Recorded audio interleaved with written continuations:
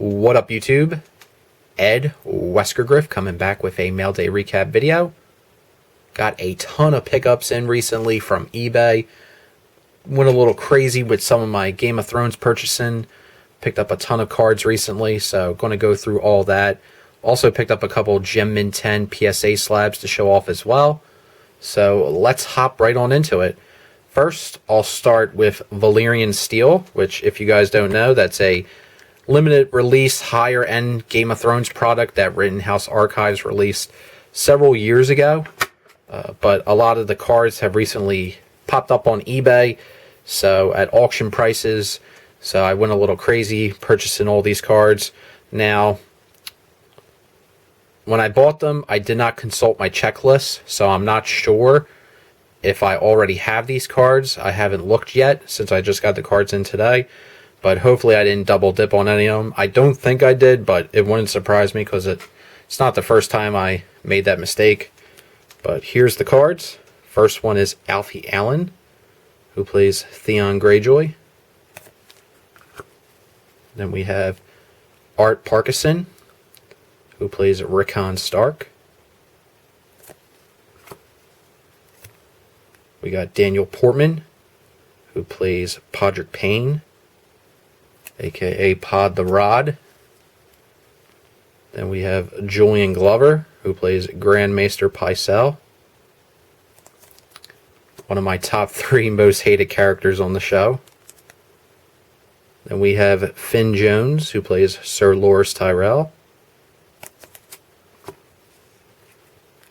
Jacob Anderson, who plays Grey Worm.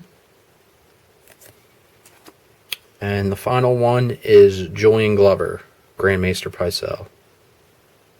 So a little mix of the golds. They call those the gold autographs, and then the plain bordered ones with the blue signatures. These are called the Valyrian. So a little mix of gold and Valyrian there. And then, keeping up with Valyrian Steel, also did a non-autograph purchase.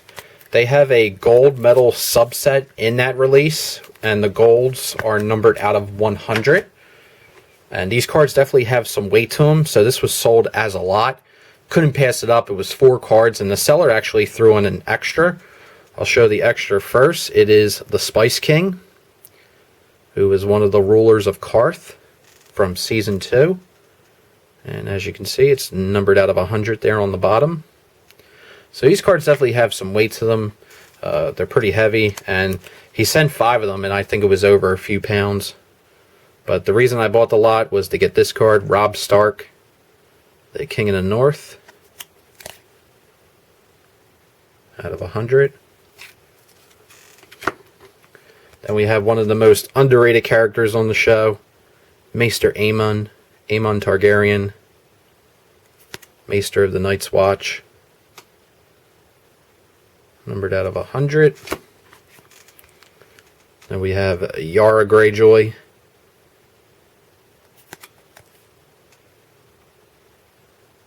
sorry about the glare there. And the final one is Lord Emir Tully, one of the very, very few survivors of the Red Wedding. Spoiler alert. But those were the gold medals. And finally, Season 7. Picked up a couple low-end autographs here. We got Essie Davis, who plays Lady Crane. We have Lucy Hayes, who plays Kitty Frey.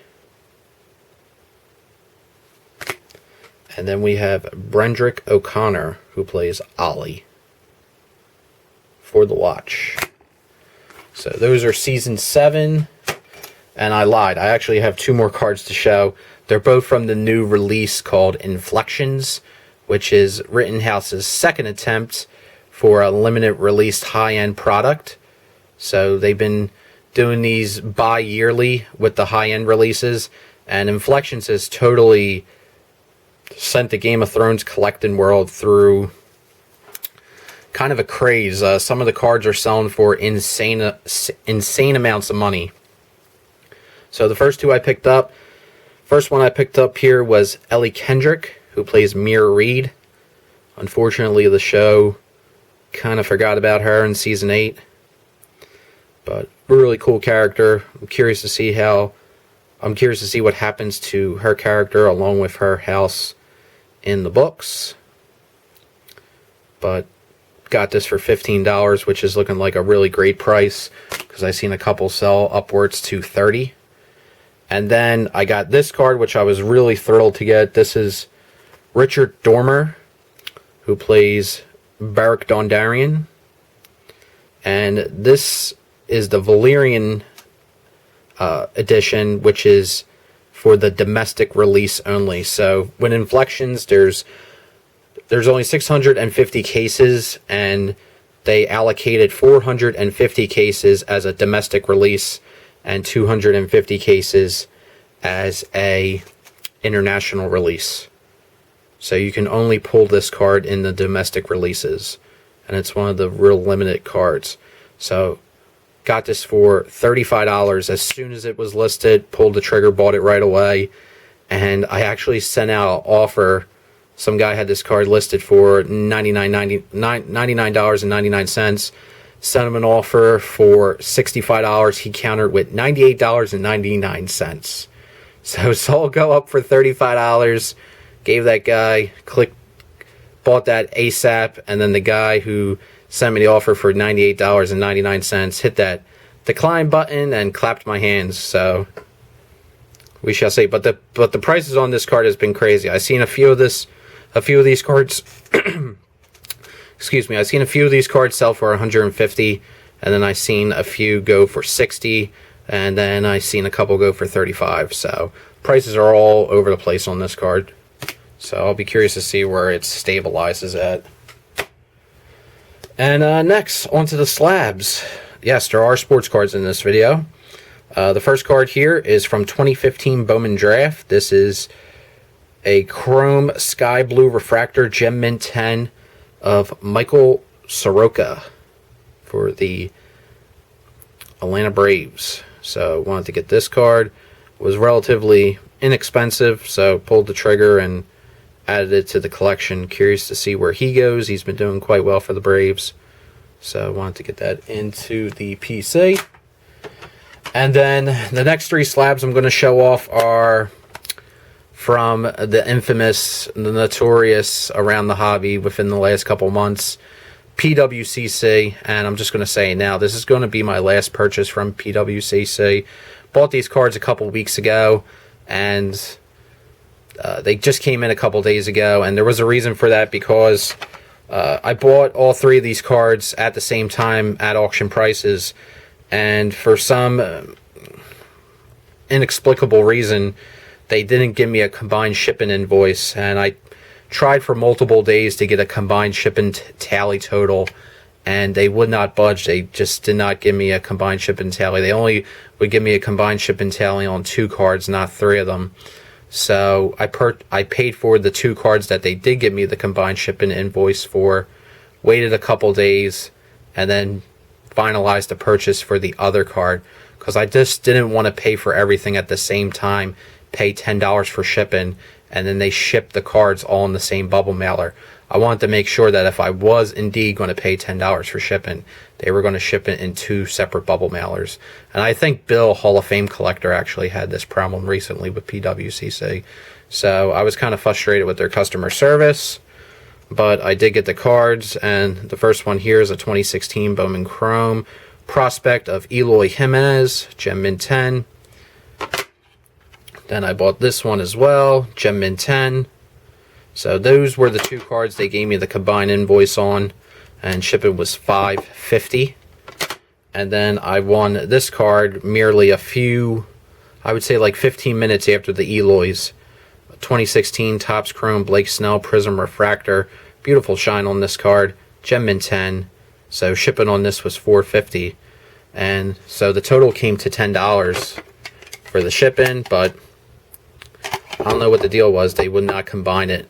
Then I go to check my email, and in my email is a email, or it was like 5 or 6 emails from PWCC about registering to join the website and the marketplace and I can pay via Bitcoin or any other cryptocurrency on there and make the process easier. So yeah, I don't have Bitcoin. So, and then I got subscribed to their newsletter, so I'm receiving their newsletter, and they're just not for me. I'm not crazy over all the malarkey that they've been involved with all the accusations of doctrine. And I mean, if you go on the Blowout forums and you just see the insurmountable evidence, I mean, the pages and pages and pages and pages. I mean, we're talking like 30 to 40 pages with like 50 of the replies on each page of just documentation of, you know, doctrine trimming going on, and it's not a good look. So as a consumer and as a person who buys frequently on eBay, I'm just going to avoid their auctions and take my business elsewhere, because I think that's pretty much the only thing I can do at this point. I know Eric, Those Back Pages, made a video recently where he was talking more about the situation, because I believe Eric is a poster on Blowout, so he's more up to date on these threads and all the information that has been forthcoming. And they were talking about possible solutions on what to do, and I feel like at this point that's probably the only solution that you can do, is just be very diligent, do your homework, be very detailed on if you're making an expensive purchase.